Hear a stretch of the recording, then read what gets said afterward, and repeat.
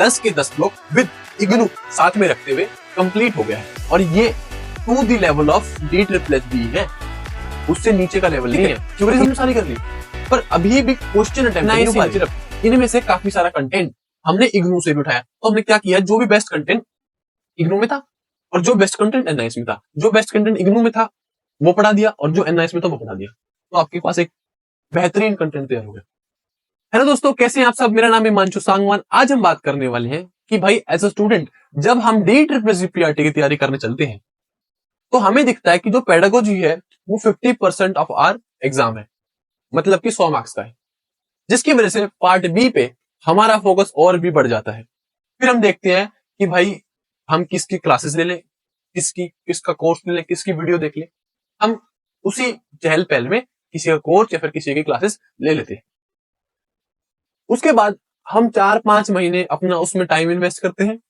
फिर हम लास्ट में सोचते हैं कि चलो भाई एक मॉक टेस्ट देने का ट्राई करता हूँ या फिर एक PYQ देने का ट्राई करता हूँ, देखता हूँ मेरी लेवल ऑफ लर्निंग कहाँ पे। फिर आप देखते हो कि यार जिस लेवल का हमें पढ़ाया गया उस लेवल से तो ये एग्जाम इस लेवल पे है, ठीक है, थ्योरी हमने सारी कर ली पर अभी भी क्वेश्चन अटेम्प्ट नहीं हो पा रही है ना।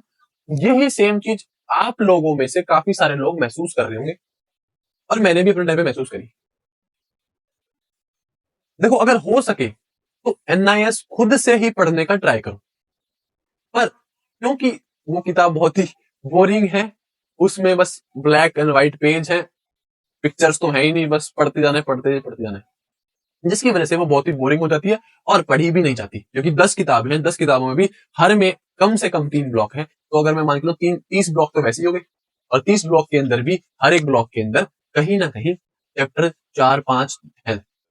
4 चैप्टर में मान के चला 120 चैप्टर्स है, ठीक है, और पेज तो ऑलमोस्ट अराउंड लाइक 2000 से ऊपर ही होंगे कुल मिला के, तो वो बहुत ही मुश्किल हो जाता है। ठीक है, देखो अगर आपने जिससे भी पढ़ा है बहुत अच्छी बात है, अगर आपको समझ आ रहा है तो कोई दिक्कत ही नहीं है, और अगर आप सेल्फ स्टडी कर रहे हो उससे भी कोई दिक्कत नहीं है, और मैं आपको ये रिकमेंड करूंगा अगर आप सेल्फ स्टडी कर पाओ तो करो।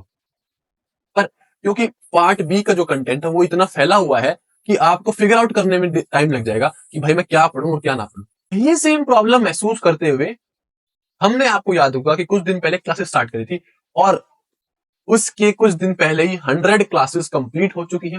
मैं आपको एक बार पूरा उसका जर्नी दिखाने वाला हूं कि हमने कहां से कहा और कितनी चीजें कंप्लीट कर ली, कितने टॉपिक्स कंप्लीट कर लिए और हम आगे अब क्या करने वाले। हमने अपनी क्लास स्टार्ट करी थी कोल्ब एक्सपीरियंशियल लर्निंग, जो कि हमने इस यूट्यूब चैनल पे भी डाली हुई थी, आपने देखी होगी। उसके बाद ये हमने स्टार्ट किया था 500 से। देखो जो हमारा कोर्स ऑफ एक्शन रहा है वो हमारा ये रहा है कि पहले हम मोस्ट इंपॉर्टेंट कवर करें, तो मोस्ट इंपॉर्टेंट जैसे कि हमें पता है 502, 506 और 507 हमने उसी पे फोकस करते हुए कंप्लीट कर लिया। 502 में आप देख पा रहे हो कि हमने कोल्ब एक्सपीरियंशियल लर्निंग, कोहलबर्ग, पियाजे moral development, schools of psychology, learning, Bandura, trial and error, आप देख पा रहे हो सारी खरी, एक बार आप देख लो, ये सारी चीजें हमने कवर करी है। Learner centred approach, learning centred approach, cooperative learning, collaborative learning, और ये to the level of D++B है, उससे नीचे का लेवल नहीं है। तो इसमें हर एक क्लास में ऑलमोस्ट 1 से 1.5 घंटा लगा पढ़ाने में, ठीक है, और मेरे को उससे पहले पढ़ने में, सारा कंटेंट एक जगह आपके सामने प्रस्तुत करने में मुझे भी 2 से 3 घंटे लग रहे हैं, ठीक है। आप देख रहे हो क्लास 15 में हमने प्रोजेक्ट मेथड किया, डिस्कवरी हिस्ट्रिक मेथड किया, प्रॉब्लम सॉल्विंग मेथड किया है, फिर हमने learning teaching environment, dysfunctional classroom, environment adequate classroom, फिर मोटिवेशन डिसिप्लिन की बात करी है ना, मल्टी ग्रेड क्लासरूम की बात करी है, इंटीग्रेटेड लर्निंग की बात करी है, contextualised learning based learning for disabled, ICT की बात करी है, कैल की बात करी है, RTX की बारे में बात करी है, मेजरमेंट, असेसमेंट, इनमें क्या फर्क होता है, इवैल्यूएशन में क्या डिफरेंस होता है, इसकी क्या होता है, tools and strategy for assessment क्या हो सकती है, ऑब्जर्वेशन शेड्यूल्स क्या होते हैं, और रेटिंग स्केल्स क्या होती है, रूब्रिक्स क्या होता है, ये सारी चीजें इसमें बात करी है। तो आप देख रहे हैं हमने 502 कुल मिला के 30 क्लास में कंप्लीट किया। फिर हम बड़े 506 पे, 506 में हमने बात करी ग्रोथ एंड डेवलपमेंट के बारे में, ग्रोथ एंड डेवलपमेंट पार्ट 2, उसके बाद हेरिडिटी एंड एनवायरनमेंट के बारे में, फिर personality type theories, trait theory, psychoanalytical, neo Freudian के बारे में हमने बात करी है।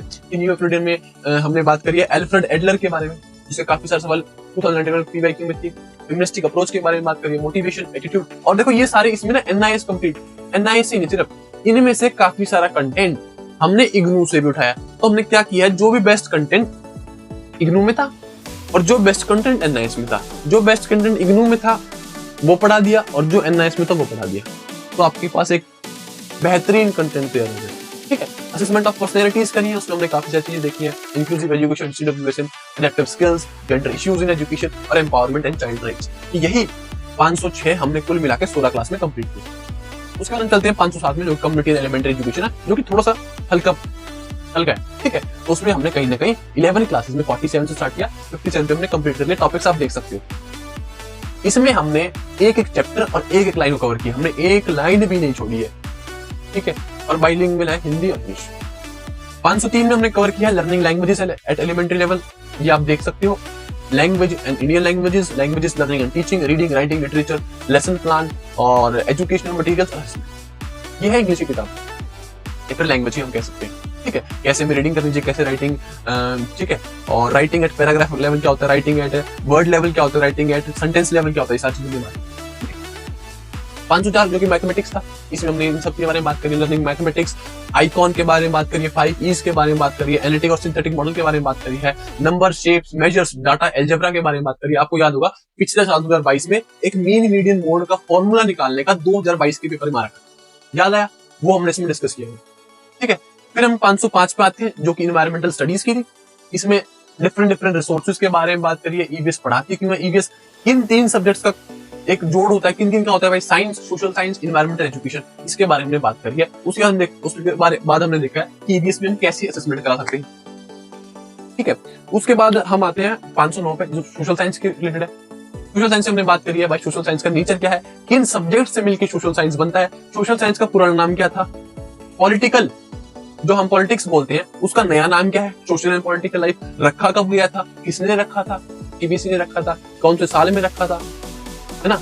और उसके बाद हमने देख पा रहे हो कि हमने सोशल पॉलिटिकल लाइफ, उसके बाद इकोनॉमिक्स, सोशियोलॉजी के बारे में बात करी है, क्रिटिकल पेडागोजी क्या होती है, टीचिंग लर्निंग स्ट्रेटजीज क्या होती है और असेसमेंट कैसे की जाती है। 510 में हमने बात करी है भाई नेचर ऑफ साइंस, साइंस की नेचर क्या है, साइंटिफिक इंक्वायरी क्या होती है, इसमें हमने बात करी है पैराडाइम के बारे में, उसके बाद आपका हाइपोथेसिस के बारे में, लॉ क्या होता है उसके बारे में बात करिए, थ्योरी क्या होती है ना, इन सब के बारे में बात करिए, हैंड्स ऑन एक्सपीरियंस के बारे में बात करिए, रिसोर्सेज क्या क्या हो सकते हैं और इवैल्यूएशन कैसे कर सकते हैं, और इसी के अंदर हमने ब्लूम्स टैक्सोनॉमी के बारे में बात करी। फिर हम आते हैं 501 सबसे बोरिंग किताब के ऊपर, रेट्रोस्पेक्टिव व्यू देखा हमने एजुकेशन सिस्टम का। भाई 1947 से पहले जितनी भी एजुकेशन पॉलिसीज आई हमने उनको देखा, चाहे वो हंटर कमीशन है या फिर कोई भी है, AYZ, XYZ, ठीक है। उसके बाद हमने 93 क्लास में देखा 1947 के बाद जितने भी कमीशन आए हैं, चाहे वो NPE है, चाहे plan of programme of action 1992 है, या फिर दुर्गा भाई देशमुख का जो कमेटी बैठी थी वो है, सबके बारे में, ठीक है। फिर स्ट्रेटेजीज ऑफ यूई क्या है, एनसीईआरटी के बारे में बात करिए, एनसीईआरटी डेवलप बना कब था, एस्टेब्लिश कब हुआ, एससीईआरटी कब हुआ, डाइट क्या होता है, ब्लॉक रिसोर्स सेंटर क्या होता है, क्लस्टर रिसोर्स सेंटर क्या होता है, इनका काम क्या होता है, यूनिवर्सलाइजेशन ऑफ एलिमेंट्री एजुकेशन, इसको अप्लाई करने के लिए क्या क्या स्ट्रेटेजीज चलाई गई, इनके बारे में देखा, यूई को कैसे हम मैनेज कर सकते हैं इसके बारे में देखा, इंटरनेशनल लेवल पे क्या क्या सिनेरियोस चला रहे हैं, यूनिसेफ या फिर यूनेस्को, इनकी क्या क्या सिनेरियोस चल रही हैं। Reflective teacher as a reflective practitioner, इसका मतलब क्या होता है और एज अ टीचर क्या काम कर सकता है, उसके बाद देखा कि SC ST और CWC की जितने भी स्कीम चलाई गई उनके बारे में देखा, ठीक है। अब हम आ चुके हैं 508 में। 508 में हमने बात करी क्लास नंबर 102 में आर्ट एजुकेशन के बारे में। अभी तक हमने बस 102 यहाँ तक कवर किया है। 103 में हम बात करने वाले हैं हेल्थ एंड फिजिकल एजुकेशन के बारे में, और 104 में वर्क एजुकेशन के बारे में। तो ये कुल मिला के 104 से 105 क्लास में हमारी पूरे 10 के 10 ब्लॉक विद इग्नू साथ में रखते हुए कंप्लीट हो गया है। अब हम क्या करने वाले हैं, अब जितने भी इग्नू का कुछ मिसलेनियस थ्योरीज बच गई है जो शायद हमने इसमें कवर नहीं करी, प्लस इग्नू का कुछ सामान जो हमें करना जरूरी है, ठीक है। मैंने आपको इंपॉर्टेंट ब्लॉक्स बता दिए, अगर आप खुद पढ़ना चाहो तो खुद ही पढ़ सकते हो, कोई दिक्कत नहीं है। और उसके बाद हम चलेंगे PYQ पे, ठीक है। तो हम ये सारी चीजें कर चुके हैं और करने वाले हैं, ठीक है दोस्तों। तो आप लोगों से ही रिक्वेस्ट, अगर आप खुद पढ़ पाओ तो जरूर खुद पढ़ लो, कोई भी प्रॉब्लम नहीं है, ठीक है। मैंने आपको ये 10 बुक है, इसमें मैं क्या पढ़ा है, ये 10 बुक से तो पढ़ाई है, और साथ में इग्नू की मैंने आपको इंपॉर्टेंट ब्लॉक्स बताई दिए, है ना। तो आपको ये करना है, ठीक है। और अगर आप इसमें आप हमारे साथ जुड़ना चाहते हो तो डिस्क्रिप्शन में एप्लीकेशन का लिंक है, आप वहां जाकर डाउनलोड कर सकते हो, वहां जाके क्लासेस का लुफ्त उठा सकते हो और अपनी लर्निंग को अकॉर्डिंग टू DSSB लेवल, जिसे हम कहते हैं बाप लेवल, वहां तक पहुंचा सकते हो, ठीक है। और हमारे साथ जुड़े रहने के लिए बहुत बहुत धन्यवाद। और आपको किसी भी पॉइंट में कोई भी दिक्कत लग रही है, या फिर किसी भी टॉपिक में, चाहे पार्ट A का है चाहे पार्ट B का है, कि सर मुझे समझ नहीं आ रहा, वो आप कमेंट बॉक्स में लिख दो, चाहे मैथ का टॉपिक है, चाहे हिंदी का, चाहे इंग्लिश का, किसी भी चीज का, आपको किसी भी चीज की दिक्कत है, आप सीधा कमेंट बॉक्स में मैसेज करिए या फिर मेरे पास टेलीग्राम पे मैसेज करिए, ठीक है।